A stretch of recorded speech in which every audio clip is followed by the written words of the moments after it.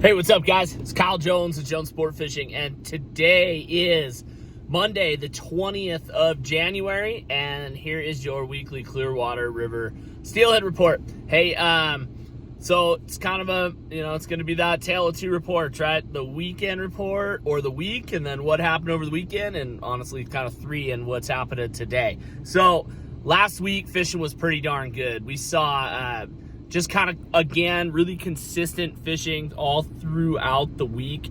One thing that we did notice was the water temperature was starting to kind of step down as this big cold front was coming in, and the side drift and bite just died. Side drifting, bobber dogging, just on Tuesday, I fished my butt off through the first half of the day. We bobber dogged everything in the area we were, places I knew had fish, and we ended up with one out of that. And then we switched over to pulling plugs, and we went on a tear and hooked like 5 or 6 in a couple hours. That was on Wednesday of last week. And then got back out on Friday, had a great day pulling plugs. It sounded like the drift bite was slow overall, but the back trolling plugs was really, really good for me on Friday. And then with that said, kind of the weekend happened, and those water temperatures continued to step down with this cold front coming, and fishing was pretty tough over the weekend. I know on Sunday, I think Riley and Jesse, they each only picked up 1. So if fishing was tough for you, then that's kind of what we saw across the board. It just seems like when we get those water temperatures step, like fish will, when the water bumps up and the flow bumps up, you get a bunch of fish that kind of move around. They get into new spots. They're kind of moving. They're a little bit more aggressive. And as these high pressure systems set in with those cold, clear nights, you'll start to see those fish. They'll pocket up. They'll start sitting in holes, and they'll start becoming less aggressive. And so when they do that, plugging and diver and bait are definitely the best way to go about catching those fish. So that is what we saw last week. As that water temperature dropped, the plug bite and diver and bait bite was definitely better than drifting. So that doesn't mean that you can't catch fish drifting when it's like that. You definitely can. You want to, when the water gets cold, guys, you want to focus on kind of the slower soft edges, the deeper slow water.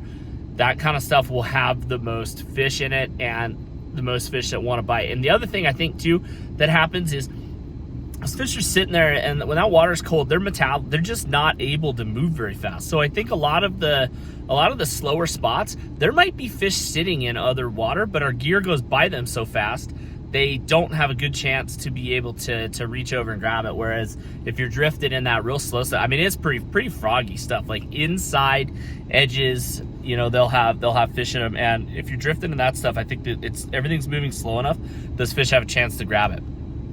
With that said, today, I know we didn't have any boats out today, but Barry was down running around kind of checking out the river, and he told me, I talked to him earlier today, he said that there was some slush ice flowing from above Orofino down there. So that just tells you that water temperature continued to drop last night. It got pretty cold. I think the temp in Orofino was like 14 last night. So I filled up, made sure I got a bunch of propane.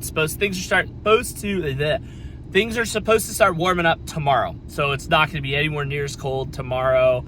At least that's what the forecast calls for. And then we're just kind of supposed to see a warming trend back up to where we were last week. So good news is it's just a quick little cold snap. It's not a real prolonged thing where we really got to worry about that upper river icing up. So, but the nice thing about being below Orofino is everything below Orofino generally, unless it gets stupid cold like we had a period last year, we really don't have to worry about ice up. You might have a little bit of ice in the kind of the eddies and stuff, maybe right around the boat ramps, that kind of thing. But other than that, the main river will be free of ice generally almost no matter what. So there is an almost there, because I have seen ice in the lower river, but that's like when we had single digit highs for multiple days in a row. So anyway, that's kind of the report.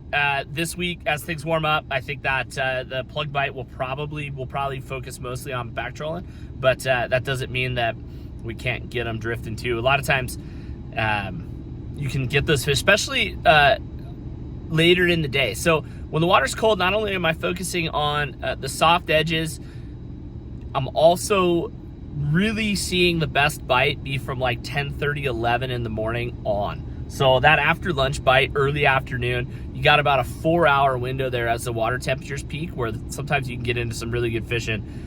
But and then even if you had a really slow morning, sometimes you could fish those same places later in the day, and that water temperature came up half a degree wherever it gets to that peak of the day, and you can have some pretty good fishing. So anyway, guys, we've got, I don't know if you've been seeing any of our social media stuff, Facebook, Instagram. We're always trying to post pictures there. We've been catching a lot of fish, and fish have been big this year. So we've been putting up a pile of big fish pics, and it's been fun. So if you guys, we've got openings, guys, Barry, Jesse, Riley, I think there's even a few days that I'm open. So if you guys want to get out, February is going to be fantastic. And I think this year with a really good run, we're going to see good fishing all the way through the middle of March. So don't be afraid to book those early March days too, guys.